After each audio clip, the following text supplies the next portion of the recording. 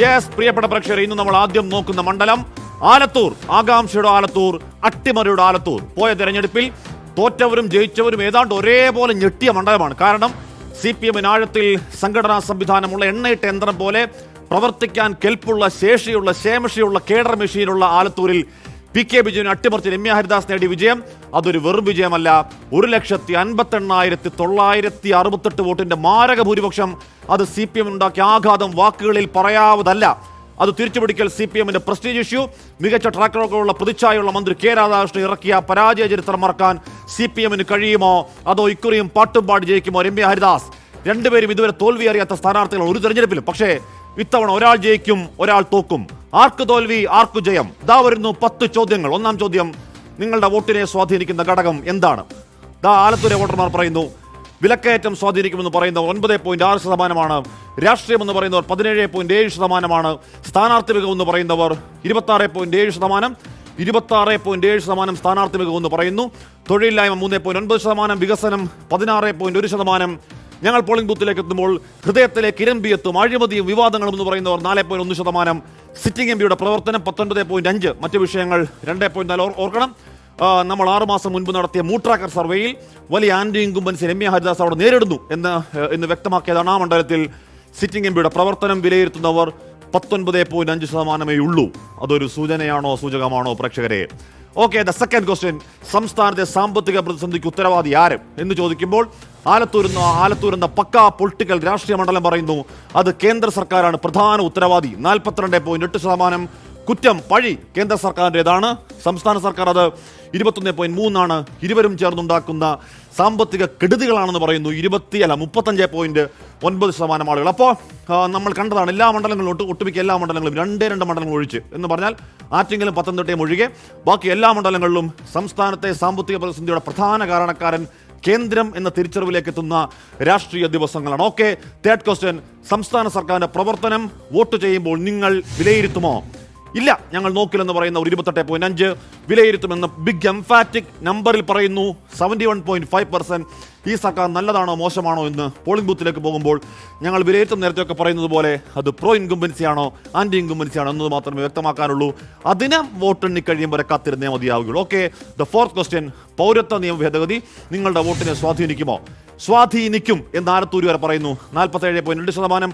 സ്വാധീനിക്കില്ല എന്ന് പറയുന്നവർ 52.8%. നോക്കൂ, ആലത്തൂർ പോലൊരു മണ്ഡലം, അവിടെ ഇപ്പം ഡെമോഗ്രഫി നോക്കിയാൽ സ്വാധീനിക്കുമെന്ന് പറയുന്നവരുടെ എണ്ണം 47.2 വരേണ്ടതല്ലെങ്കിൽ കൂടിയും അതങ്ങനെ വരുന്നെങ്കിൽ അത് ഈ പറയുന്ന അതൊരു മുസ്ലിം ഇഷ്യൂ, മറ്റ് ഇഷ്യൂ എന്നതിനൊക്കെ അപ്പുറം ആ വിഷയത്തെ രാഷ്ട്രീയമായി കാണുന്ന ഒരു പൊളിറ്റിക്കൽ മണ്ഡലമാണ് ആലത്തൂർ എന്നൊരു സൂചനയാണ് 47.2.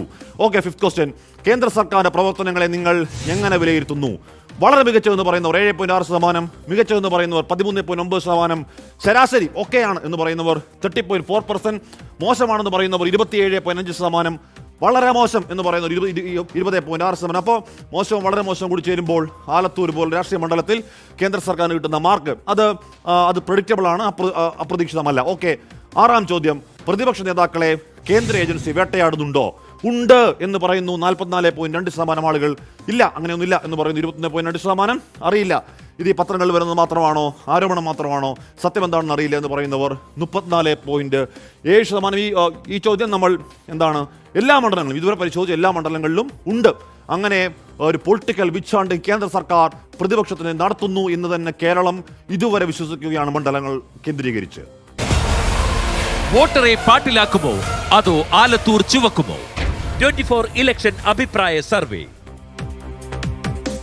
ഓക്കെ, ഏഴാം ചോദ്യം, കേരളത്തിൽ നിങ്ങൾ ഇഷ്ടപ്പെടുന്ന രാഷ്ട്രീയ നേതാവ് ആര് എന്ന ചോദ്യത്തിന് പിണറായി വിജയൻ എന്ന് പറയുന്നവർ 45.4%. VD സതീശൻ എന്ന് പറയുന്നവർ 23.2%.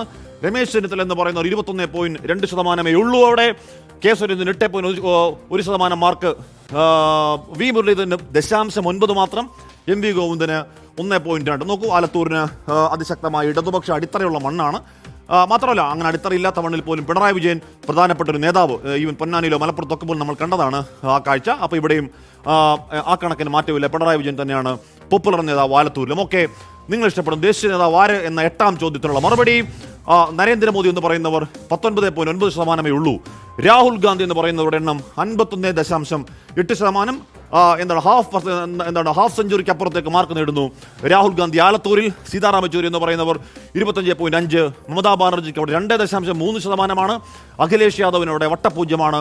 MK സ്റ്റാലിന് 0.5 എന്ന് പറഞ്ഞാൽ നമ്മൾ ഇതുവരെ പരിശോധിച്ച മണ്ഡലങ്ങളിൽ MK സ്റ്റാലിന് ഏറ്റവും കുറവ് റേറ്റിംഗ് ഉള്ള മണ്ഡലം ആലത്തൂരാണ്. എന്തുകൊണ്ടാണ് ഇപ്പോൾ 4.5 നമ്മൾ കണ്ടു കഴിഞ്ഞ ചില മണ്ഡലങ്ങളിൽ. അത് എന്തുകൊണ്ടാണ് ആലത്തൂരിലേക്ക് വരുമ്പോൾ 0.5 ചുരുങ്ങുന്നു എന്നുള്ളത് ഒരാകാംക്ഷ ഉണ്ടാക്കുന്ന ചോദ്യവും ഉത്തരവുമാണ്. ഓക്കെ, 9ാം ചോദ്യം.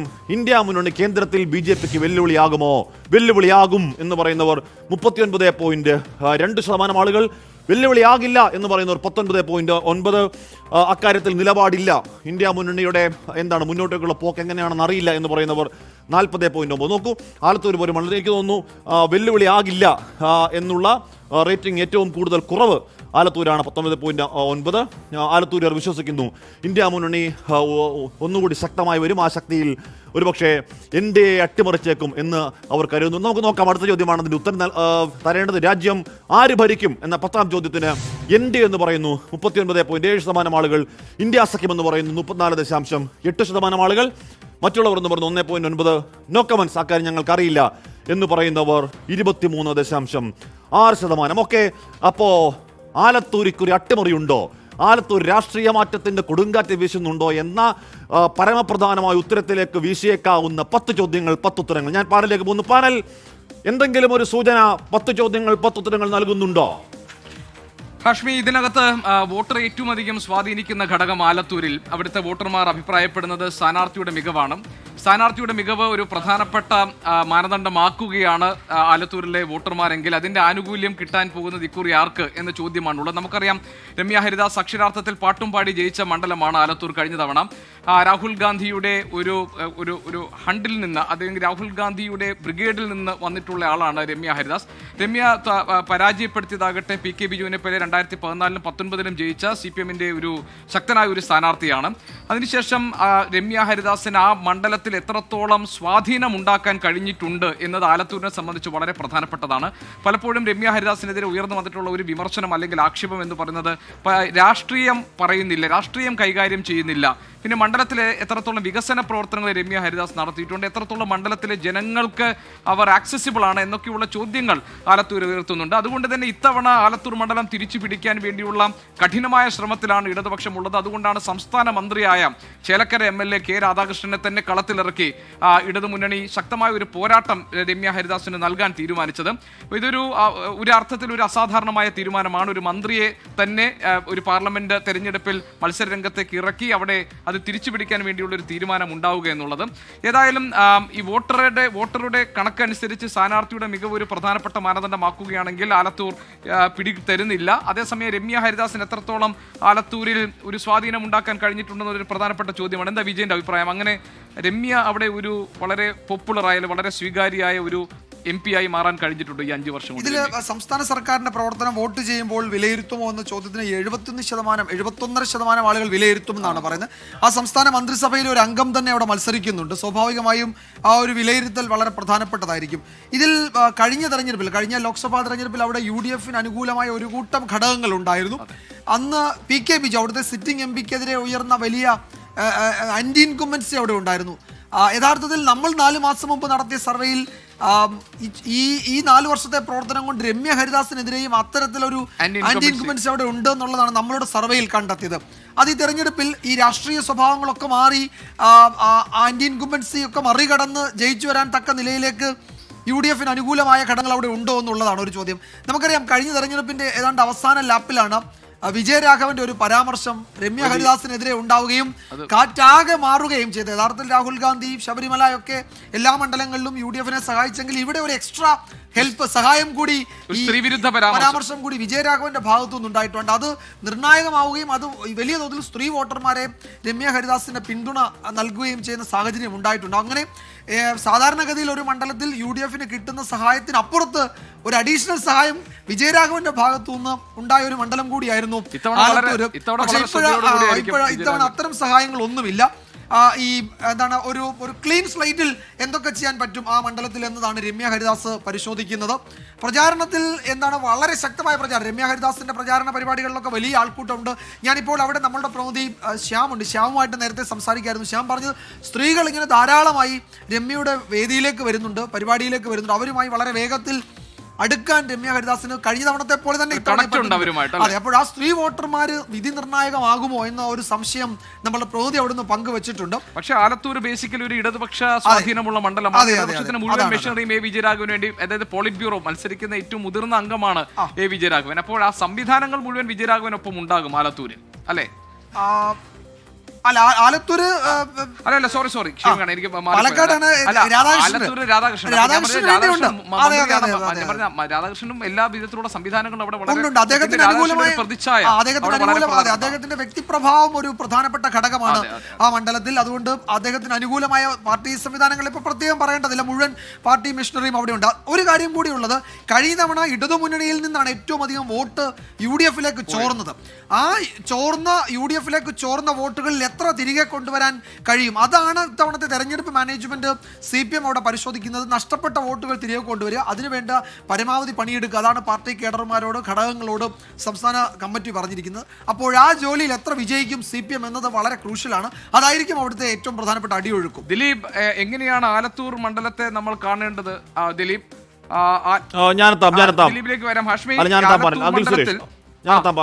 അഖിൽ സുരേഷ് പോട്ടെ. അഖിൽ, ഇവിടെ കഴിഞ്ഞ ലോക്സഭാ തെരഞ്ഞെടുപ്പ് നമുക്ക് ഓർമ്മയുണ്ട്. എന്ന് പറഞ്ഞാൽ തെരഞ്ഞെടുപ്പ് ഫലം വരുന്നതിന് കൃത്യം ഒരാഴ്ച മുൻപ് കുന്നമംഗലം ബ്ലോക്ക് പഞ്ചായത്ത് പ്രസിഡന്റ് സ്ഥാനം രമ്യ ഹരിദാസ് രാജിവെക്കുന്നു. MP ഓഫീസ് തിരയുകയാണ്. എന്ന് പറഞ്ഞാൽ അത്രമാത്രം അപാര കോൺഫിഡൻസ്. എന്ന് പറഞ്ഞാൽ അഖിൽ ഓർത്തു നോക്കൂ, CPM ഒരുപക്ഷേ കേരളത്തിൽ 1ാം സീറ്റ് എന്ന് ചോദിച്ചാൽ ഒരുപക്ഷെ അവർക്ക് അത് ആലത്തൂരാവണം. കാര്യം അത്രത്തോളം അടിയൊഴുക്കുള്ള, അത്രത്തോളം പാർട്ടി കേഡറുള്ള ആ മണ്ഡലത്തിൽ രമ്യ ജയിച്ചു എന്ന് മാത്രമല്ല, രമ്യ അതിമാരകപൂർവ്വം ജയിച്ചു എന്ന് പറയുന്നതിൻ്റെ തലക്കടിയേറ്റ അടിയുടെ ക്ഷീണം CPM ഇപ്പോഴും പാലക്കാട് മാറിയിട്ടില്ല. പോരാട്ട ഫീൽ ഉണ്ടോ ഗ്രൗണ്ടിൽ?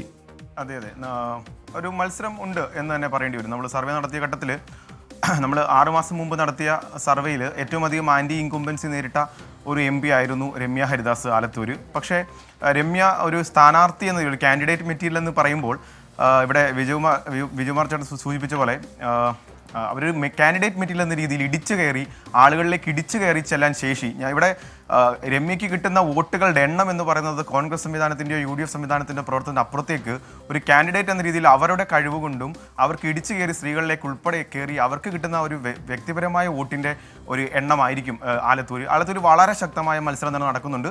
പിന്നെ ഹാഷ്മി സൂചിപ്പിച്ചതുപോലെ തന്നെ LDF-ൻ്റെ കേരളത്തിലെ 1ാമത്തെ സീറ്റ്, നമ്മളതിൻ്റെ വോട്ടിംഗ് ഒരുപക്ഷെ കേരളത്തിൽ പാർലമെൻറ്റ് തെരഞ്ഞെടുപ്പിലെ വോട്ടിംഗ് പാറ്റേണും നിയമസഭാ വോട്ടിംഗ് പാറ്റേണും ഏകദേശം സമാനമായി പ്രതിഫലിക്കുന്ന ഒരു മണ്ഡലം എന്ന് വേണേൽ ആലത്തൂർ പറയാം. കാരണം എത്ര വലിയ പ്രതിസന്ധി ഉണ്ടായാലും ഇടതുപക്ഷത്തിന് അവരുടെ കയ്യിൽ നിന്ന് നഷ്ടപ്പെടാത്ത, അവർക്കേറ്റ ഏറ്റവും വലിയ തിരിച്ചടി, അല്ലെങ്കിൽ ഒരു ഘട്ടത്തിൽ പോലും ആലത്തൂർ സീറ്റ് പരാജയപ്പെടുമെന്ന് CPM-നോ അല്ലെങ്കിൽ LDF-നോ വിശ്വസിക്കാൻ സാധ്യമായ ഒരു ചരിത്രമോ ബാക്ക്ഗ്രൗണ്ടോ സമീപകാലങ്ങളിൽ അവിടെ ഇല്ല. കാരണം 7 നിയമസഭാ മണ്ഡലങ്ങളിലും വലിയ ഭൂരിപക്ഷം, ആലത്തൂർ, ചിറ്റൂർ അല്ലെങ്കിൽ ചേലക്കര, കുന്നംകുളം പോലെയൊക്കെയുള്ള മൃഗീയ ഭൂരിപക്ഷങ്ങളുള്ള നിയമസഭാ മണ്ഡലങ്ങൾ അടങ്ങിയ ഒരു മണ്ഡലമാണ്. തീർത്തും ഒരു ഇടത് കോട്ട എന്നൊക്കെ നമുക്ക് ഈ തെരഞ്ഞെടുപ്പുമായി ബന്ധപ്പെട്ട് വിശേഷിപ്പിക്കാവുന്ന രീതിയിലുള്ള മണ്ഡലം.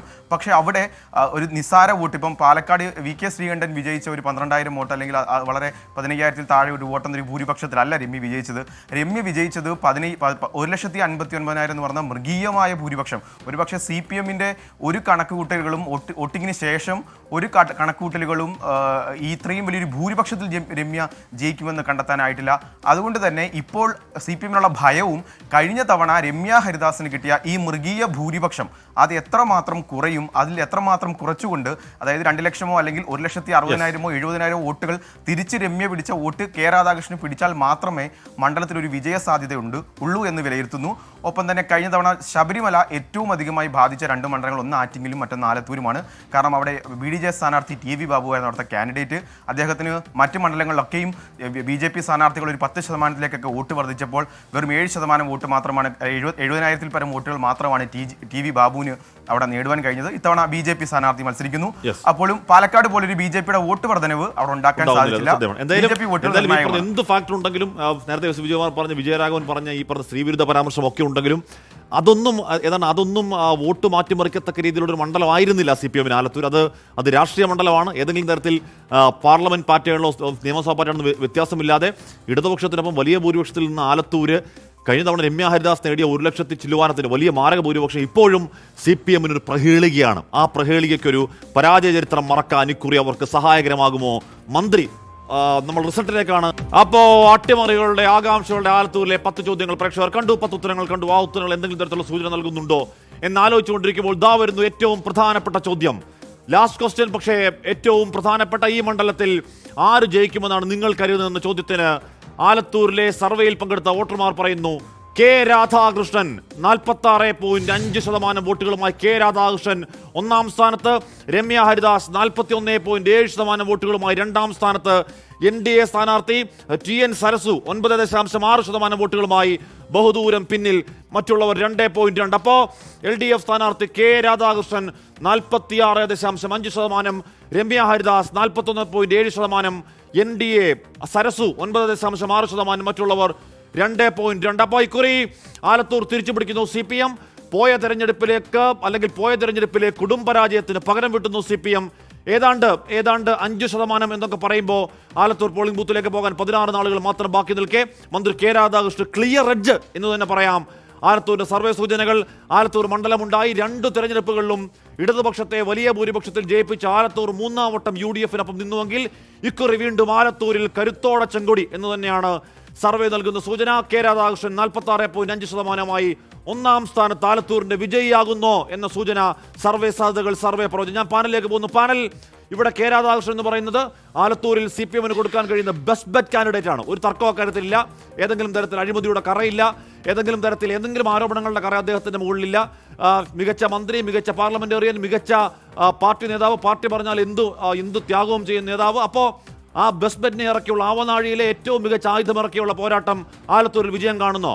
പാരൽ, അതിലേക്കാണ് നമ്മൾ പോകുന്നത്. ദിലീപ്, ഇതിനകത്ത് ഈ ഇപ്പോൾ കെ രാധാകൃഷ്ണനെ പോലെ ഒരാൾ മത്സരരംഗത്ത് വരുമ്പോൾ അദ്ദേഹത്തിന്റെ വിശ്വാസ്യത, അതുപോലെ തന്നെ ജനപ്രിയത, സംശുദ്ധമായ പ്രതിച്ഛായ, ഇതൊക്കെ തന്നെ കെ രാധാകൃഷ്ണന് സ്വാഭാവികമായി ഈ തെരഞ്ഞെടുപ്പിൽ ഗുണം ചെയ്യേണ്ടതാണ്. അതിനോടൊപ്പം സ്ഥാനാർത്ഥിയുടെ മികവിന് 26.7% നമ്മുടെ ആലത്തൂരിലെ ജനങ്ങൾ വോട്ട് ചെയ്തിട്ടുണ്ട്, അല്ലെങ്കിൽ അവർ അഭിപ്രായം പറഞ്ഞിട്ടുണ്ട്. അപ്പോൾ ഇതെല്ലാം കൂടി അവിടെ രാധാകൃഷ്ണന് ഗുണകരമാകുന്നു എന്നാണോ നമ്മൾ ഈ സർവേയിൽ നിന്ന് മനസ്സിലാക്കേണ്ടത്? ഗോപി, അത് തീർച്ചയായും കെ രാധാകൃഷ്ണനെ സ്ഥാനാർത്ഥിയാക്കിയത് തന്നെ, ഒരു സംസ്ഥാനത്തെ മന്ത്രിയെ സ്ഥാനാർത്ഥിയാക്കി CPM നിയോഗിച്ചത് തന്നെ കഴിഞ്ഞ തവണ കൈവിട്ട ആലത്തൂർ ഇത്തവണ ഏത് വിധേനയും തിരിച്ചുപിടിക്കുക എന്ന് തന്നെയാണ്. അതിന് പാർട്ടിയുടെ സംഘടനാ സംവിധാനങ്ങളൊക്കെ CPM ഉപയോഗിക്കുന്നുണ്ട്. കഴിഞ്ഞ തവണ അവർ വിജയിക്കും എന്നുള്ള വലിയ അമിതമായ ഒരു ആത്മവിശ്വാസം CPM-നെ സംബന്ധിച്ചുണ്ടായിരുന്നു.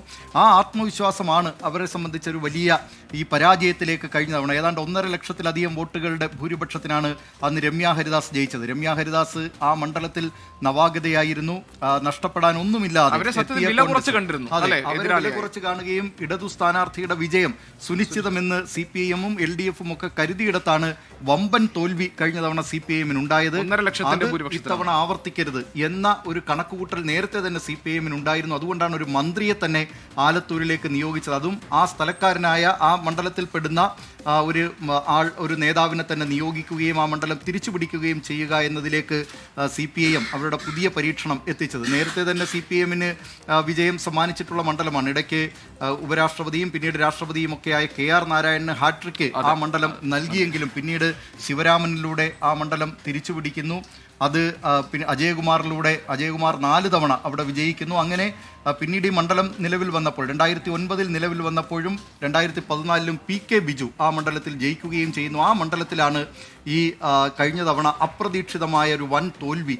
രാഹുൽ ഗാന്ധി കഴിഞ്ഞാൽ വലിയ ഭൂരിപക്ഷം, അതിന് തൊട്ടു താഴെയുള്ള ഭൂരിപക്ഷം രമ്യ ഹരിദാസിനായിരുന്നു. അതുകൊണ്ട് ഇത്തവണ CPM കണക്കുകൂട്ടി തന്നെയാണ്. ഒരുപക്ഷെ ഈ നമ്മുടെ സർവേ ഫലം സൂചിപ്പിക്കുന്നതും അതുതന്നെയായിരിക്കും. അല്ല, പക്ഷേ എന്റെ സംശയം അതല്ല. സംസ്ഥാന സർക്കാരിന്റെ പ്രവർത്തനത്തെ വിലയിരുത്തുമെന്നാണ് ഭൂരിപക്ഷം പേരും പറഞ്ഞിരിക്കുന്നത്. പക്ഷേ പൗരത്വ നിയമ ഭേദഗതി പോലെയുള്ള സംഭവങ്ങൾ വോട്ടിനെ സ്വാധീനിക്കില്ല എന്ന് കൂടുതൽ പേര് പറയുന്നു. മാത്രമല്ല, ഇന്ത്യ മുന്നണി കേന്ദ്രത്തിൽ BJPക്ക് വെല്ലുവിളിയാകുമെന്ന് ഭൂരിപക്ഷം പേര് അഭിപ്രായപ്പെട്ടു എന്നൊരു സവിശേഷത ആലത്തൂർ മണ്ഡലത്തിലുണ്ട്. അപ്പോൾ ഇന്ത്യ മുന്നണിയെ പിന്തുണയ്ക്കുന്ന ഭൂരിപക്ഷം ജനങ്ങളുടെയും വോട്ട് പക്ഷേ ഇവിടെ കെ രാധാകൃഷ്ണന് പോകും എന്നാണോ നമ്മൾ കരുതേണ്ടത്? കാരണം അവിടെ ഒരു കോൺട്രഡിക്ഷൻ ഉണ്ടോ? ഗോപി, അവിടെ ഒരു കോൺട്രഡിക്ഷൻ ഉള്ളത് അത് ഈ ആലത്തൂരിനെ സംബന്ധിച്ച് ഒരുപക്ഷെ ആ വോട്ടർമാർക്കിടയിൽ ഇപ്പോൾ ഉദാഹരണമായി ഇന്ത്യ മുന്നണി വെല്ലുവിളിയാകും എന്ന് പറയുന്നത് ഒരുപക്ഷെ അത് ഈ LDFന്റെയും UDFന്റെയും വോട്ടർമാരെ സംബന്ധിച്ച് അല്ലെങ്കിൽ അവരുടെ ഉറച്ച അനുയായികളെയൊക്കെ സംബന്ധിച്ച് അവർ രണ്ടുപേരും ചേർന്നാൽ ഒരു BJP വിരുദ്ധതയാണ്. അതാണ് ഒരുപക്ഷെ ഈ കേരളത്തിലെ ഈ സർവേയിൽ പലരും ചില വിമർശനങ്ങളൊക്കെ ഉന്നയിക്കുന്നുണ്ട്. ഈ നരേന്ദ്രമോദിയാണോ കേരളത്തിൽ നരേന്ദ്രമോദി രാഹുൽ ഗാന്ധിയേക്കാൾ അല്ലെങ്കിൽ യെച്ചൂരിയേക്കാളൊക്കെ അവിടെ ജനപ്രീതി കുറഞ്ഞ നേതാവൊക്കെയായി പലപ്പോഴും മാറി വരുന്നത് എന്താണ്? അതിനുത്തരം ഇതേ ഉള്ളൂ. അതായത് കേരളത്തിൽ LDFും UDFും BJP എതിർക്കുന്ന കാര്യത്തിൽ ദേശീയ തലത്തിലെ ഒരു കാര്യം വരുമ്പോൾ അവർ ഒറ്റക്കെട്ടാകുന്നു. അതുകൊണ്ട് ആ വോട്ടർമാരുടെ അത്തരം അതായത് ദേശീയ രാഷ്ട്രീയം നോക്കുമ്പോൾ ഒരുപക്ഷെ ഈ LDF UDF ഒരു ഏകോപനം ഉണ്ടാകുന്നതുകൊണ്ട് അവിടെ ഈ ഒരുപക്ഷെ ഇന്ത്യ മുന്നണി അധികാരത്തിൽ വരും എന്നൊക്കെയുള്ള കണക്കുകൂട്ടൽ ഈ വോട്ടർമാർക്ക് ഉണ്ടാകുന്നതാണ് സ്വാഭാവികമായും.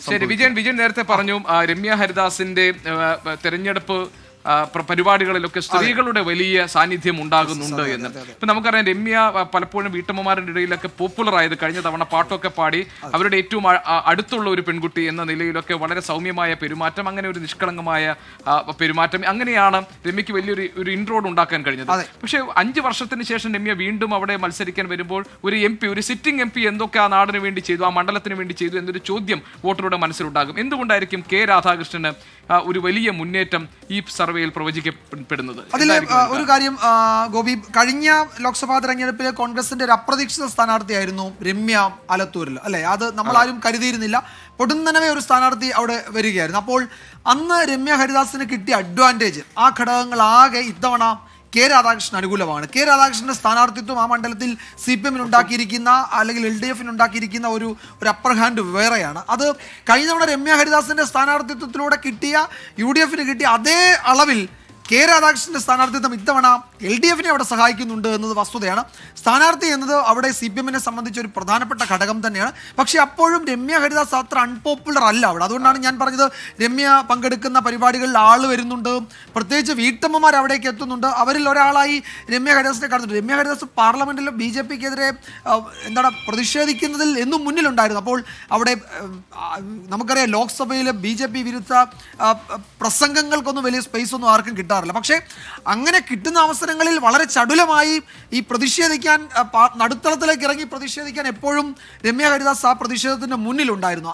അത്തരം ചില സാഹചര്യങ്ങൾ അവിടെയുണ്ട്. പിന്നെ അവിടെ കഴിഞ്ഞ അതെ, സ്പീക്കർ അച്ചടക്ക നടപടിയൊക്കെ സ്ഥിരമായി കോൺഗ്രസിൽ നിന്ന് കിട്ടുന്നതിൽ ഒരാൾ രമ്യ ഹരിദാസ് ആയിരുന്നു. ഹൈബീഡനെ പോലെ സസ്പെൻഷനൊക്കെ എപ്പോഴും രമ്യയ്ക്ക് ഉണ്ടായിരുന്നു. പിന്നെ ഒരു കാര്യം, ഈ കഴിഞ്ഞ ലോക്സഭാ തെരഞ്ഞെടുപ്പിൽ അവിടെ വലിയ ആന്റി ഇൻകുംബൻസി PK ബിജുവിന് ഉണ്ടായിരുന്നു.